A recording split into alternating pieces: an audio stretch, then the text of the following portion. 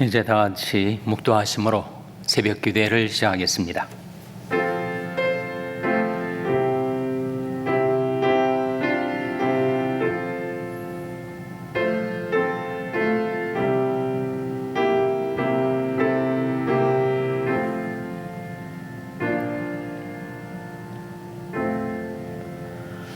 나를 청종하라.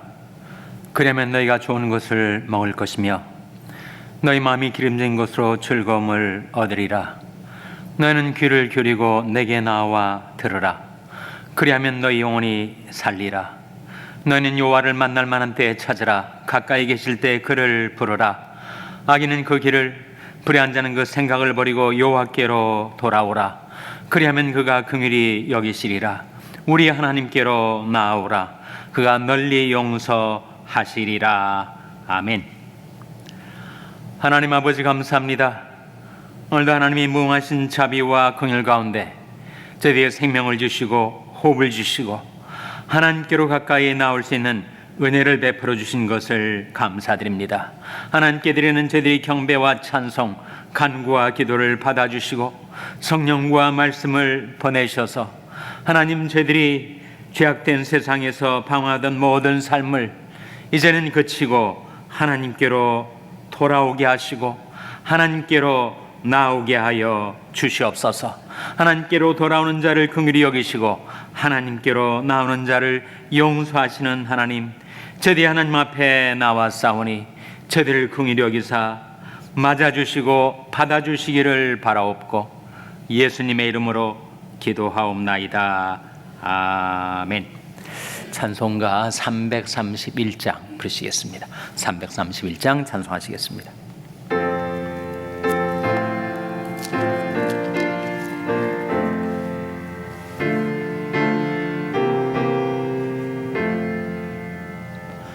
나 주를 멀리 떠났다 이제 옵니다. 나 죄의 길에 시달려 주여 옵니다. 나 이제 왔으니 내 집을 찾아 주여 나를 받으사 맞아 주소서. 그 귀한 세월 보내고 이제 옵니다. 나 뉘우치는 눈물로 주여 옵니다. 나 이제 왔으니 내 집을 찾아 주여 나를 받으사 맞아 주소서.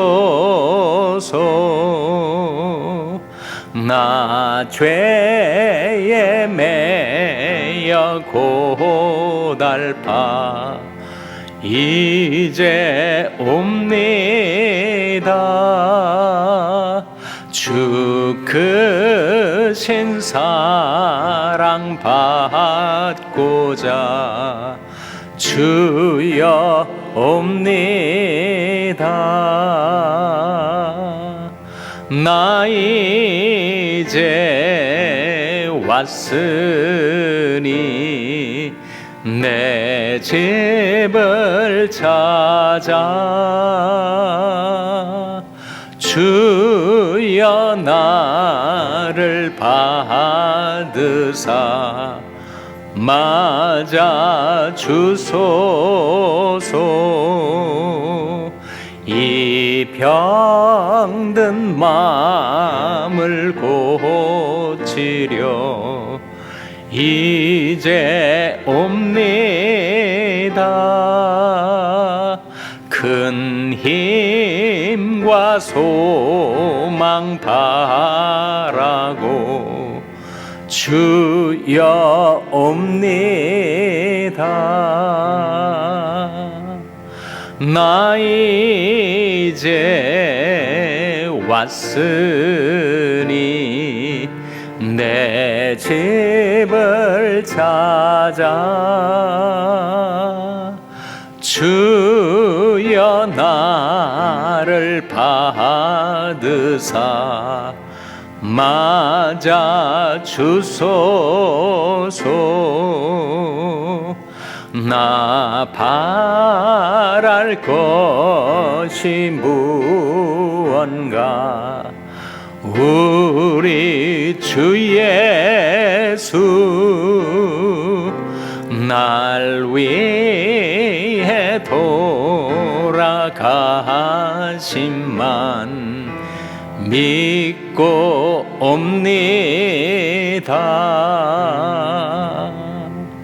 나 이제 왔으니 내 집을 찾아 주여 나를 받으사 맞아 주소서. 아멘. 하나님의 말씀은 에스겔서 18장 1절에서 4절의 말씀입니다. 구약성경 1174면 에스겔서 18장 1절에서 4절의 말씀을 찾아서 교도하시겠습니다. 에스겔서 18장 1절에서 4절의 말씀입니다. 여호와의 말씀이 또 내게 임하여 가라사대 너희가 이스라엘 땅에 대한 속담에 이르기를 아비가 신 포도를 먹었으므로 아들이 이가 시다고 함은 어찌미니요. 나 주 여호와가 말하노라. 내가 나의 삶을 두고 맹세하노니 너희가 이스라엘 가운데서 다시는 이 속담을 쓰지 못하게 되리라. 모든 영혼이 다 내게 속한지라. 아비 영혼이 내게 속함같이 아들의 영혼도 내게 속하였나니 범죄하는 그 영혼이 죽으리라. 아멘. 할렐루야. 서로의 평강의 복을 기원하는 마음으로 샬롬, 서로를 축복하시고 인사 나누시기 바랍니다. 샬롬. 샬롬. 오늘도 금요 새벽 기도에 잘 나오셨습니다. 한 사람의 인생에 영향을 주는 3대 요소가 있다고 하죠. 바로 유전과 환경과 의지입니다. 유전은 실제로 우리 삶 속에 큰 영향을 미치죠. 부모님이 어떠한 IQ를 지니셨는가, 그것이 자녀들에게 영향을 미치게 되고, 어떤 EQ를 가지고 있었는가. EQ라는 것은 결국 인성에 관한 것이 아니겠습니까? 부모가 어떠한 정신적인 태도, 감정적인 성향을 지니고 있었는가 하는 것이 후손들에게 영향을 미칩니다. 유전적인 영향은 건강상으로도 이어져서 부모가 고혈압이나 당뇨나 콜레스테롤 같은 것을 많이 가지고 있으면 자손들에게도 그것이 나타난다고 하죠. 그러니까 지성적으로나 감정적으로나 심지어 건강상으로도 그 유전적인 요소, 진이라고 하는 유전자가 영향을 끼칩니다. 그 다음에 환경적인 요소가 있죠. 한 사람이 아무리 커도 환경보다는 작지 않습니까? 자기를 둘러싸고 있는 환경, 삶의 조건, 그 환경의 영향을 받죠. 문화라고도 할 수 있을 것입니다. 그 시대를 풍미하던 어떤 시대정신, 자기를 둘러싸고 있는 환경적인 요인이 한 사람 인생을 살아가는데 영향을 미칩니다. 그런데 만일 이 처음 두 가지 요소만 있다면 인생은 결국은 결정론, 운명론이 될 수밖에 없는 거 아닙니까? 누가 세상에 태어나면서 나는 이러한 부모를 둬야 되겠다, 부모를 선택하고 태어나는 사람이 누가 있겠어요? 태어나 보니까 그 부모님 밑에서 태어나는 거죠.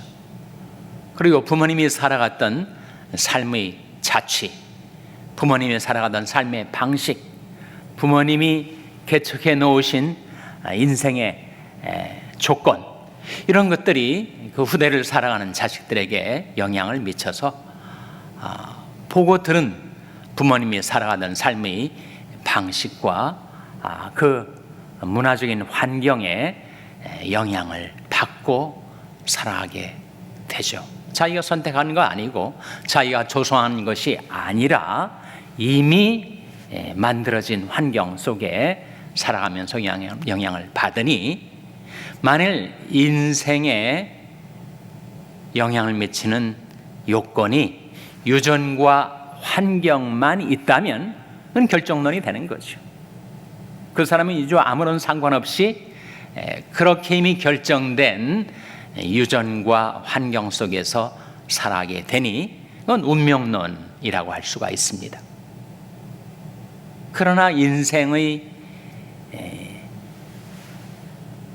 영향을 미치는데 유전과 환경만이 아니라 그 인생을 살아가는 자기 자신의 의지, 그것이 또한 영향을 미칩니다. 비록 부모님은 하나님을 모르니까 복음을 받아들인 적이 없으니까 부모님에게서 물려받은 유전적인 내용은 나한테 우호적이지 않고 유리하지 않을 수가 있겠고, 환경적으로도 불우한 여건 속에서 인생을 살아가게 되었지만, 자기 의지를 발동해서 나는 부모님처럼 살지 말아야 되겠다, 내게 닥쳐온 이 불우한 환경을 내가 극복하고 살아야 되겠다라고 뜻을 세우고 그 의지를 따라서 전혀 조상과 다른, 또한 환경과 역행하는 그런 새로운 삶을 살아가는 사람들도 많이 있죠. 그래서 결코 인생은 운명론으로 볼 것이 아닙니다. 또 우연론으로 볼 것도 아니죠. 모든 게 다 복불복이고 재수가 없거나 행운이 있어서 그렇게 한 사람은 실패하고 한 사람은 성공하고, 우연히 그렇게 된 것이다. 그러니 운명론도 성경적인 것이 아니고 우연론도 성경적인 것이 아니고 주권론, sovereigntism이라고 하는 주권론이 성경적인 인생관입니다. 하나님이 주권 속에서 내가 뜻을 세우고 살아간다. 이 세상의 가장 강력한 힘은 By the grace of God, I will, 하나님의 은혜로 내가 이렇게 하겠다라고 하는 의지라고 하죠.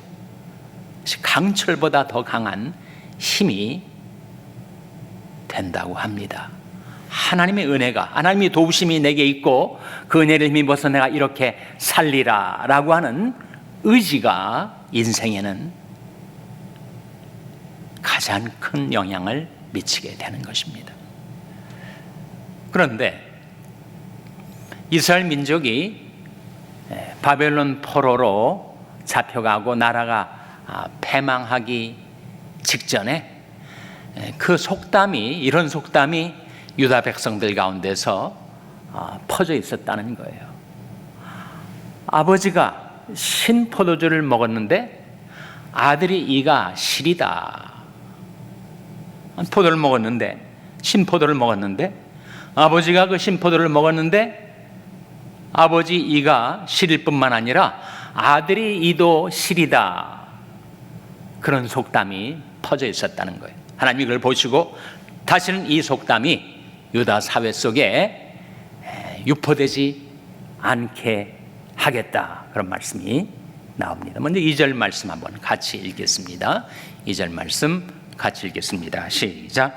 너희가 이스라엘 땅에 대한 속담에 이르기를 아비가 신포도를 먹었으므로 아들이 이가 시다고 함은 어찌미뇨. 3절 말씀 같이 읽겠습니다. 시작. 나 주 여호와가 말하노라. 내가 나의 삶을 두고 맹세하노니 너희가 이스라엘 가운데서 다시는 이 속담을 쓰지 못하게 되리라. 이 속담의 의미가 뭘까요? 아버지가 신포도를 먹었는데 아들이가 시리다는 것은 우리가 지금 우리 세대에 이러한 고통과 환난을 당하고 나라가 패망하게 돼서 우리들은 뿔뿔이 흩어져 포로로 잡혀가거나 죽게 된 이것은 다 조상이 잘못됐기 때문에, 조상이 우상 숭배를 하고 죄를 지었기 때문에 우리가 이 고초를 겪는 것이다 라고 하는 내용이 바로 그 속담의 내용입니다. 아비가 신포도를 먹었는데 아들이 이가 시리다. 우리가 겪는 이 모든 고통과 환난은 다 우리 조상들이 잘못 살아가지고 이렇게 된 것이다 라고 하는 그 속담이 더 이상 유다 사회 속에서 유포되고 통용되지 못하게 하리라 라고 하는 하나님의 말씀의 의미는, 결국 아비가 신포도를 먹었는데 아들이 이가 시리다는 것은 무슨 뜻이에요? 우리가 겪는 모든 고통과 환난의 책임은 우리에게 있는 것이 아니라 우리 조상들에게 있는 것이다. 조상들이 잘못 살아가지고, 조상들이 우상 숭배를 해가지고 우리가 이 환난을 겪고 있으니 아비가 신포도를 먹어서 우리 이가 시게 되었다. 결국은 자기 자신들의 책임을 부모에게 돌리는 것이죠. 내가 이렇게 인생을 잘못 사는 것은 내가 지인을 잘못 받았기 때문에, 유전자가 잘못됐기 때문에 이렇게 살 수밖에 없어 라고 하는 자기 인생에 대한 책임을 부모에게 전가하고 부모를 원망하고 세상 탓을 하고 자기 자신의 책임을 깨닫지 못하게 만드는 그런 속담을 그치게 하리라고 하시는 하나님의 말씀이죠. 그러면서 하나님께서 모든 영혼이 내게 속했다, 아비의 영혼이 내게 속한 같이 아들의 영혼도 내게 속한 것이고 범죄하는 그 영혼이 죽으리라 하는 말씀이 4절에 나옵니다. 4절 말씀 같이 읽겠습니다. 시작. 모든 영혼이 다 내게 속한지라 아비의 영혼이 내게 속함같이 아들의 영혼도 내게 속하였나니 범죄하는 그 영혼이 죽으리라. 범죄하는 그 영혼이 죽으리라. 사람이 죽는 것은 자기 죄 때문에 죽는 거지 부모 때문에 죽거나 조상 때문에 죽게 되는 것이 아니다. 아비 영혼이 내게 속한 것처럼 아들의 영혼도 내게 속한 것이고 모든 영혼은 각각 각 영혼이 하나님께 속한 것이다. 우리가 유전자 탓을 하고 환경 탓을 하고 살아가야 싶지만 하나님 앞에서 자기 인생은 자기가 책임을 지는 것이다. 우리는 단독자로 하나님 앞에 살아가는 것이고 한 영혼과 하나님과의 관계는 다 1대1의 관계.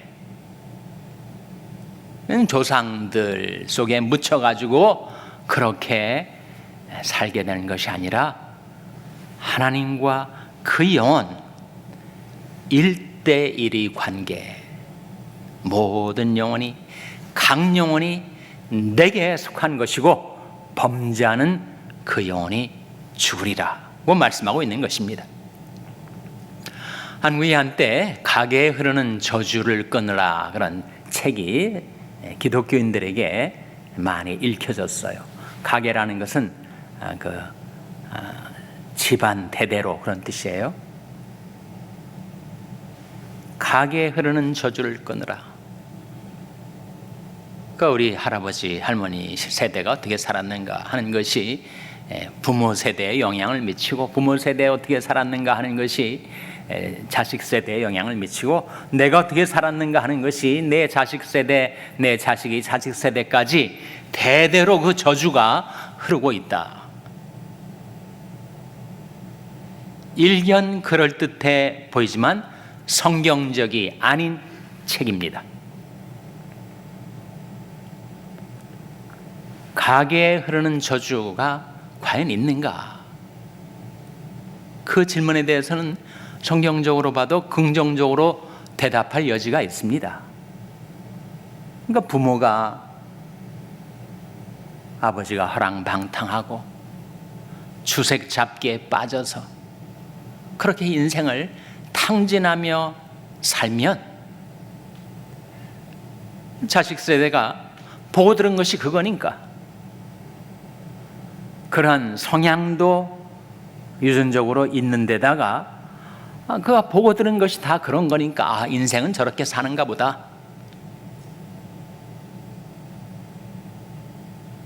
그래서 자식도 똑같이 패가 망신하는 삶을 살고, 그걸 보고 자랐던 내 자식도 내 인생을 보고 인생은 저렇게 사는 수밖에 없는가 보다. 그렇게 살아간다면 그 가게에 저주가 흐르는 것처럼 보일 수 있죠. 근데 성경적으로도 그런 유사한 말씀이 나오니까 문제입니다. 더군다나 십계명에 나온 말씀에 하나님께서 나를 미워하는 자의 죄를 갚되 아비로부터 아들에게까지 3,4대에 이르기까지 내가 그리하겠다. 그 말씀은 뭐예요? 정말 가게에 흐르는 저주가 있다는 말씀처럼 들리지 않습니까? 그래서 우리가 정확하게 구별하지 않으면 우리가 오해할 수 있고 착각할 수가 있는데, 과연 가게에 흐르는 저주가 있는가라고 할 때 하나님 말씀은 모든 영혼이 내게 속해 있는 것이다. 각 사람의 영혼이 내게 속해 있는 것이다. 아비의 영혼이 내게 속한 것처럼 아들의 영혼도 내게 속해 있는 것이고, 범죄하는 그 영혼이 주리라 라고 하는 말씀의 뜻은 부모에게서부터 영향을 받을 수는 있으나 책임은 각 개인에게 속한 것이다, 그런 뜻입니다. 부모에게 영향을 받죠. 유전적으로, 환경적으로 영향을 받죠. 그러나 그 자기 자신의 인생은 자기가 살아가는 것이다. 우리 각 사람의 영혼이 하나님께 속해 있습니다. 그리고 범죄하는 그 영혼이 주리라 라는 말씀은 결국 자기 인생의 책임은 자기 자신에게 있는 거다. 영향은 받겠으나, 유전과 환경으로 영향은 받겠으나, 그러나 자기 인생에 대한 책임은 각 사람에게 속한 것이다 라고 하는 말씀이죠.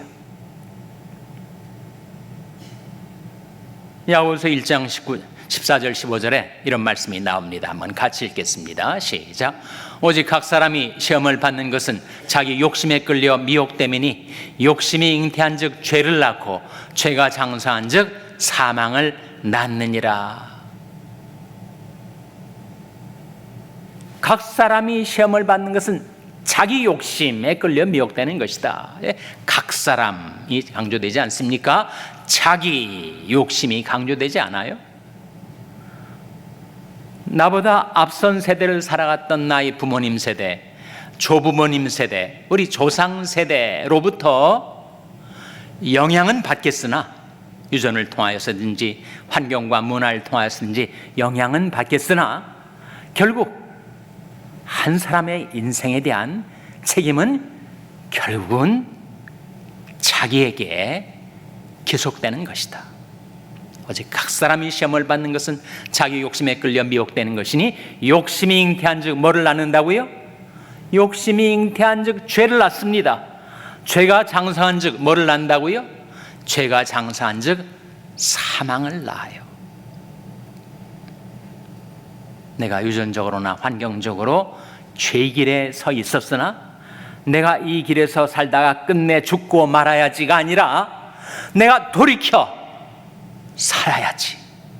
하나님의 복음을 듣고 하나님의 말씀을 듣고 돌이키면 살 길이 있는데 자기 의지를 하나님 쪽으로 발동하지 않고 그저 유전과 환경의 흐름에 휩쓸려서 살아가다 보면 결국 죽게 되는 거죠.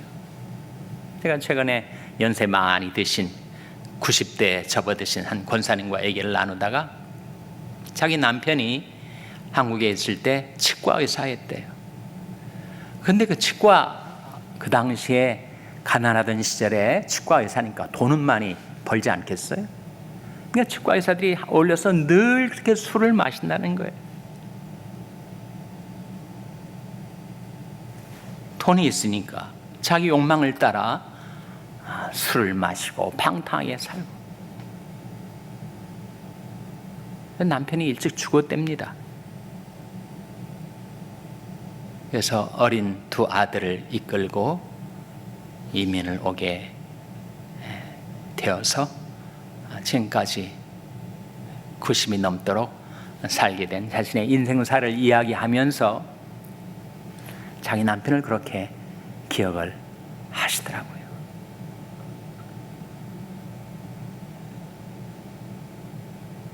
범죄하는 그 영혼은 죽으리라. 각 사람이 시험을 받는 것은 자기 욕심에 끌려 미혹되매니 욕심이 잉태한즉 죄를 낳고 죄가 장사한즉 사망을 낳느니라. 그러니까 인류 시조가 범죄한 후로 정말 죄의 얼이 미쳤습니다. 죄의 영향력이 분명히 작용을 했어요. 그러나 엄밀하게 정확하게 구별해야 될 것이 두 가지가 있으니 집단적인 결과와 개인적인 책임은 다르다 하는 거죠.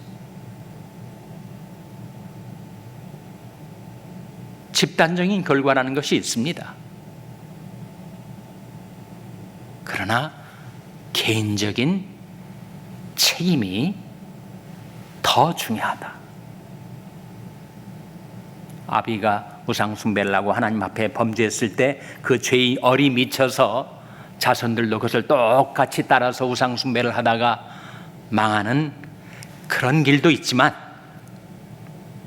너희는 여호와를 만날 만한 때 찾으라. 가까이 계실 때 그를 부르라. 악인은 그 길을 불의한 자는 그 생각을 버리고 여호와께로 돌아오라. 그리하면 그가 긍휼히 여기시리라. 우리 하나님께로 나오라. 그가 널리 용서하시리라 하지 않았습니까? 하나님께서 죄의 길에 살다가 사망으로 끌려가는 인생들을 위하여 우리에게 하나님의 말씀을 들려주셨을 때 나를 청종하라. 그러면 너희가 좋은 것을 먹을 것이며 너희 마음이 기름진 것으로 즐거움을 얻으리라. 너희는 귀를 기울이고 내게 나와 들으라. 그러면 너희 영혼이 살리라. 죄의 얼이 미쳐서, 얼이란 말은 근본적인 정신 또는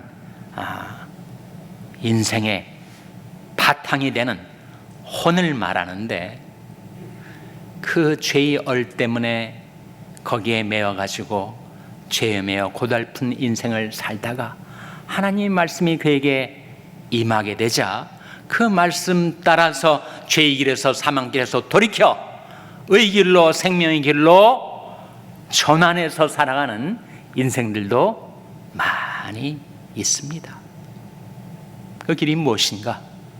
바로 예수 그리스도를 영접하는 거죠. 요한복음 1장 12절 13절 같이 읽겠습니다. 시작. 영접하는 자 곧 그 이름을 믿는 자들에게는 하나님이 자녀가 되는 권세를 주셨으니 이는 혈통으로나 육정으로나 사람의 뜻으로 나지 아니하고 오직 하나님께로서 난 자들이니라. 혈통대로 되는 것 아니다. 육정대로 되는 것 아니다. 사람이 뜻대로 되는 것 아니다. 우리가 하나님께로서 나게 되면, 하나님께로부터 생명을 받아 하나님이 자녀가 되면 우리는 가게에 흐르는 저주를 끊고 우리는 새로운 삶을 살게 되는 것이다. 그 저주를 끊으신 분이 있지 않습니까? 그리스도께서 저주를 받은 바 되사, 그리스도께서 저주를 받으셨다니 이게 성경적인 말인가? 갈라디아서 나온 말씀 아닙니까? 그리스도께서 우리를 위하여 저주를 받은 바 되사 율법이 저주에서 우리를 속량하셨으니 기록된 바 나무에 달린 자마다 저주 아래 있는 자라 하였습니다. 인생들이 저주 아래 신음하며 죄에 매여 고달픈 인생을 살다가 결국은 사망으로 끌려갈 수밖에 없었는데, 그리스도께서 우리 모든 죄악과 저주를 몸소 짊어지시고 우리를 위하여, 우리를 대신하여 저주를 받으셨기 때문에 우리가 가게에 흐르는 저주의 흐름을 끊고 우리가 새로운 삶을 살게 해 주신 거죠. 그러므로 이제 그리스도 예수 안에 있는 자에게는 결코 정죄함이 없나니, 이는 그리스도 예수 안에 있는 생명의 성령의 법이 죄와 사망의 법에서 너를 해방하였습니다. 그리스도의 십자가와 부활로 모든 죄의 저주는 끊어지게 된 것이고, 누구든지 그리스도 안에 있으면 새로운 피조물, 새로운 생명체가 되어서 나를 괴롭히던 모든 죄의 유전적이고 환경적인 모든 죄의 영향력, 그로 인한 집단적인 결과에서 벗어나서 결국 내 인생은 하나님 앞에서 내가 책임지고 살아가는 것이다. 하나님께로 돌이켜 하나님께 나와 그리스도 안에서 새로운 피조물 되어 다시는 죄의 정죄를 받지 않는, 죄의 얼이 미치지 않는, 그래서 죄의 저주가 끊겨진 그런 자유와 해방 가운데 새로운 인생을 살아가는 저와 여러분 될 수 있기를 주님의 이름으로 축원합니다. 기도하시겠습니다. 오늘 말씀 기억하며 하나님, 저희들이 하나님의 은혜를 힘입어 저희들의 의지를 하나님께로 발동하여 살게 해 주시옵소서. 기도하시기 바랍니다. 우리 자녀들을 위해서 기도할 때 하나님, 저희 자녀들이 하나님의 말씀을 듣고 하나님께로 돌이켜 하나님이 주시는 새로운 인생을 살게 해 주시옵소서. 자녀들을 위해서 기도하시기 바랍니다. 병세에 연약한 지체들의 치료와 회복을 위해서 기도해 주시기 바랍니다.